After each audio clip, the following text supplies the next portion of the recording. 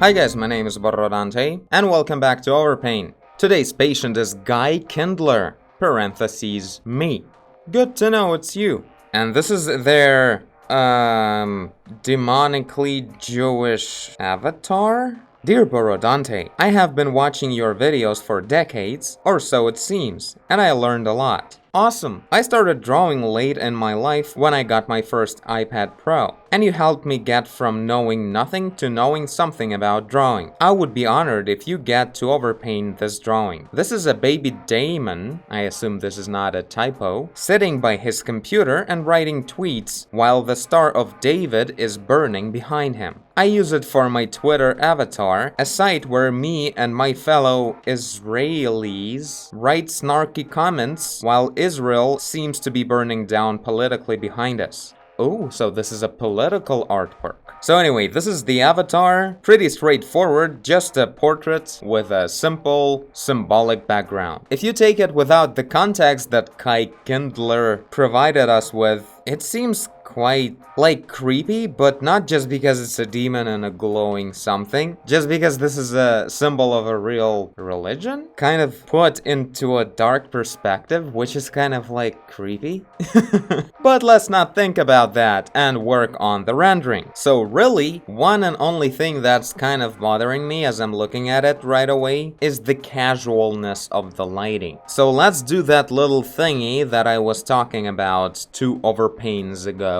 We'll use the lighting circle theory. This is a good theory to use when using a skylight shading is not really an option. Since this is kind of a creepy picture, we're not really using a lot of skylight in here, most probably, although the background is kind of resembling of sky, but yeah, I don't think that it would be really fitting for the character. It's not a demon, it's a daemon, so as far as I understand, it's like a more of a, I don't know, like a supernatural creature, but not necessarily or not at all a dark one. But I don't know if it's necessarily a light one, so I don't know. The picture overall seems like we need some kind of a darker shading for it. So we'll go with the lighting. Let me think here for a second. So where do we want to have that Terminator? If the darkness would be over here, I guess it would look pretty cool, but also this is a good option, and this will be dark as well.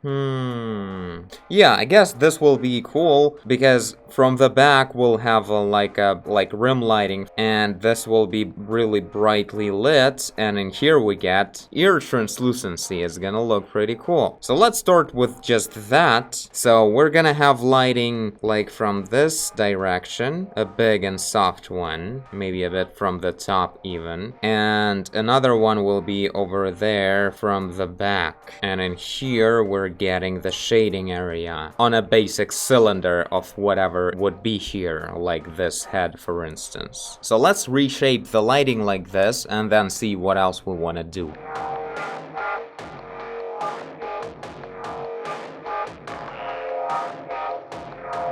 Okay, so in popular culture, demons seems to be quite the demons anyway, so this is straightforward a dark character. We're just not going too crazy about it, which is a pretty cool way to go. Subtle.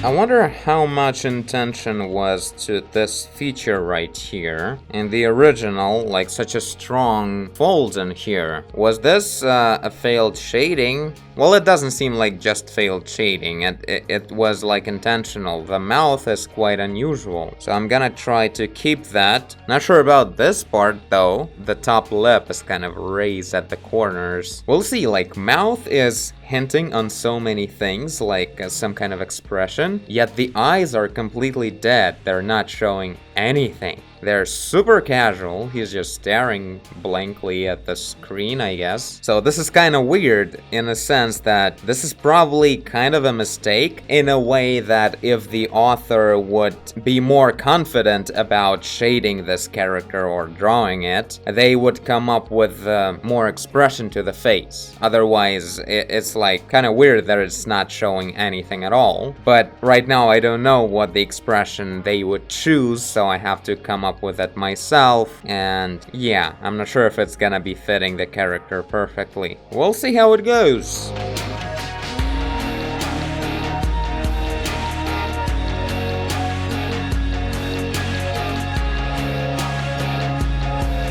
So I decided to reposition the highlight. It was over here, like from the top. And I'm thinking, since I'm moving the main light source a bit to the right, then the highlight should be there, otherwise it won't look legit.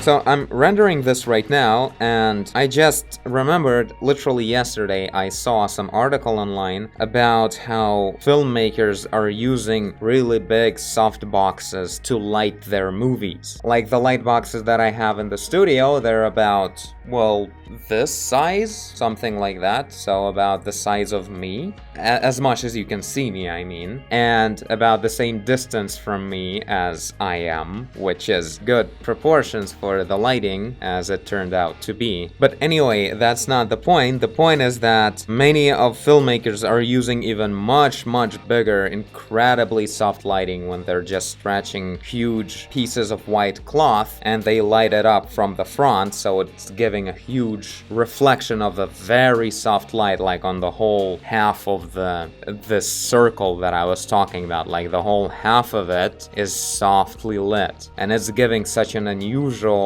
very rich and cool lighting that you're like thinking, why am I like so mesmerized by this shot of some secretary talking to someone? Nothing special about it, but the lighting is so cool in the movie that it looks amazing. It made me think about how these subtle things are so important for a good beauty render. Like, it's not just about where the lights are, the softness of them, like how you visualize the softness of the lighting, like the fact that this is not just a one tiny light source, but this is a big light source like this. It's creating really soft shadows. But what is soft shadow? It doesn't just mean that, like, if there would be a finger over here, it's a finger, and it would be casting a shadow over here from a small light source. It would be sharp, right? From a very big light source, it would become softer like this. Very quickly it becomes very soft. At the beginning it's really sharp, no matter what kind of light source you have at the very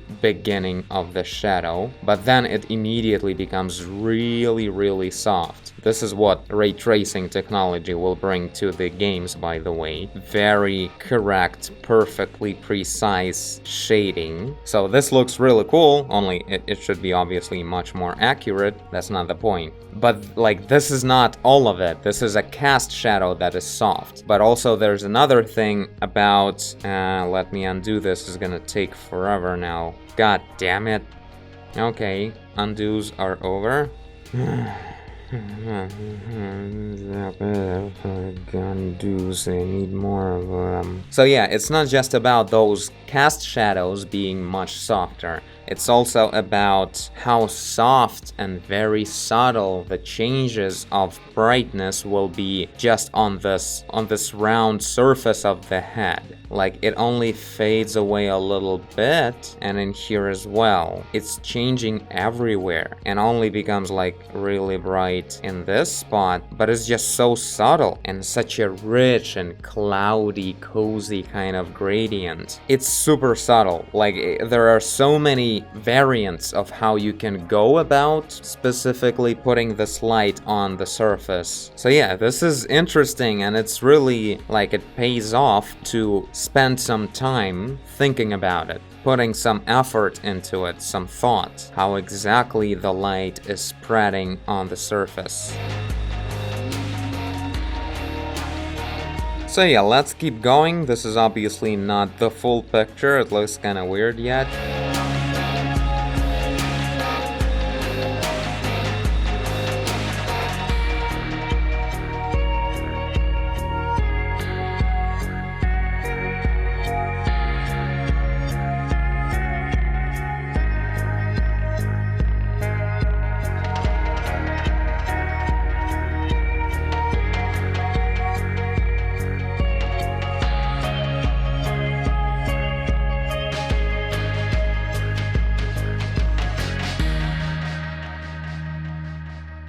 Alright, so I'm still searching for pretty much everything. Wanted to talk about the way I did lighting over here and lighting over here. This part is actually not lighting, it's almost all of it is just reflection. And there's a big difference. So we'll start at the color of just the shadow, this color.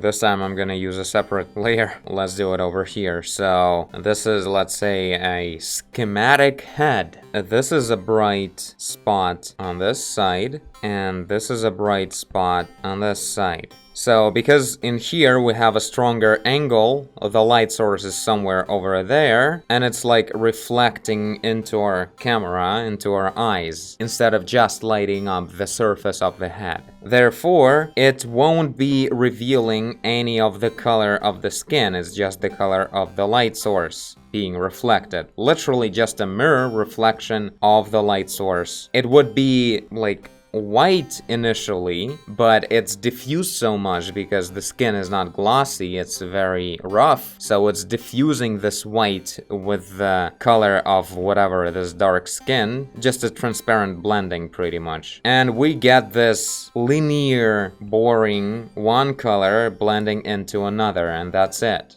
When on this side, where we have actual shading, we blend in some of the red color. You see, this top one was of yellow-orange color, and in here on transition, it will get more to the red, and then completely red like that, through more saturated kind of version. So I'm gonna add this color into this gradient. We're adding some of the red, revealing the color of the skin and its translucency, meaning the blood underneath the skin. And we're getting this more complex kind of shading because this is actual surface actually lit by the light, contrary to that other side where we mostly get the reflection. And this is the kind of scenario you get a lot when you light up someone's head with this pair of two lights. One main one from this kind of angle. Literally, I'm talking about the lighting I'm having right now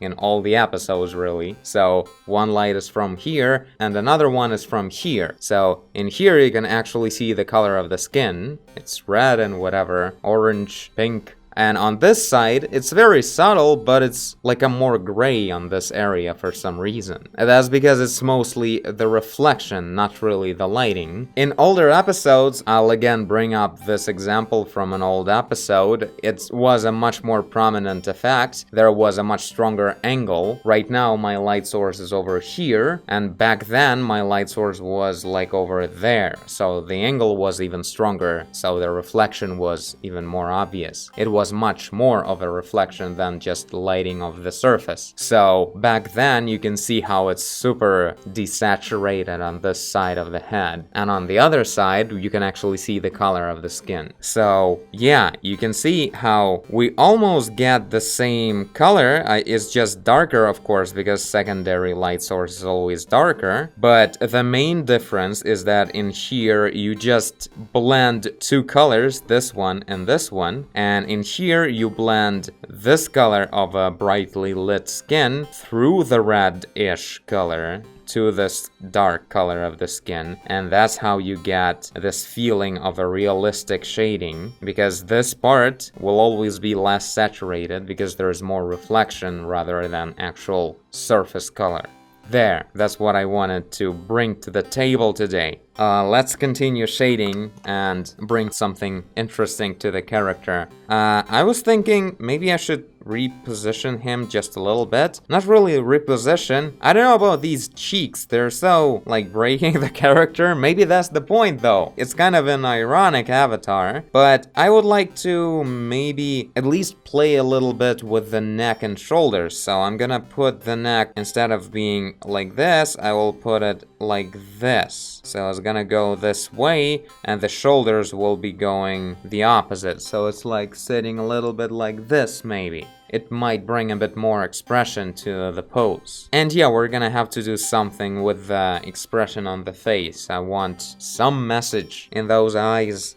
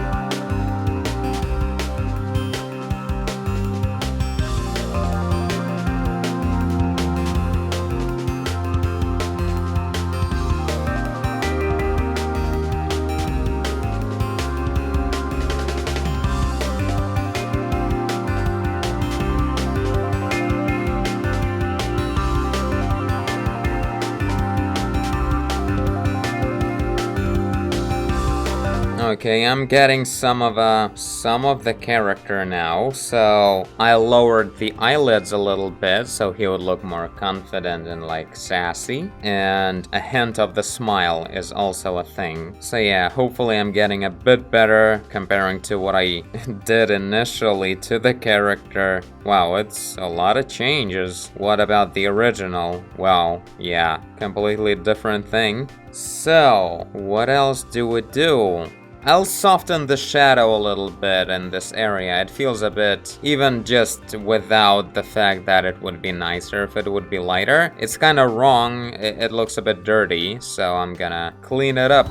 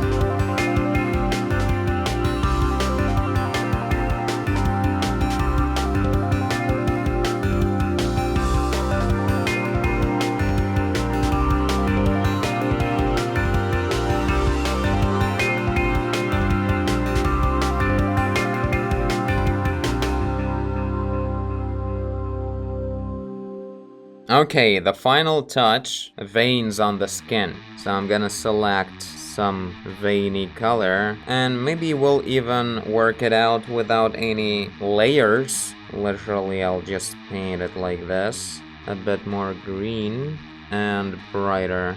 There we go. Now maybe a little bit of bumps on these veins.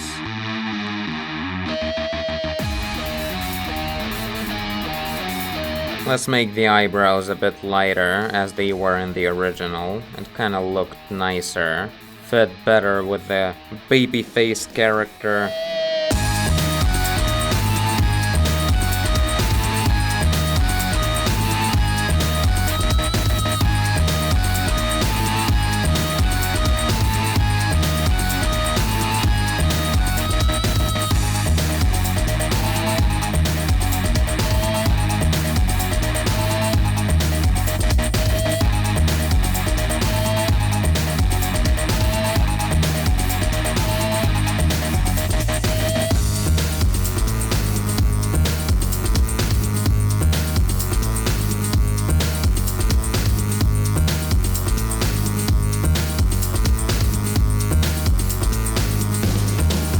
Alright, done. So this is what we've got in the end. Didn't really put any detail on the clavicles, on the shoulders. I don't know, I think it's too late for that. But a little hint would be nice.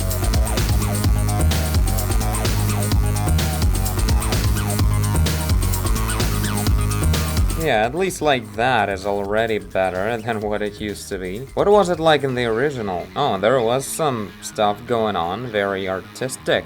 So yeah, overall, character-wise, avatar-wise, I have no idea if it's better or worse. The character changed a lot, just to my preference. Didn't touch the background because it looks fine as it is, and I have no idea what to do about that part. But yeah, the character seems more three-dimensional at least. Such dark and creepy eyes, it's like almost glowing green eyes in the darkness.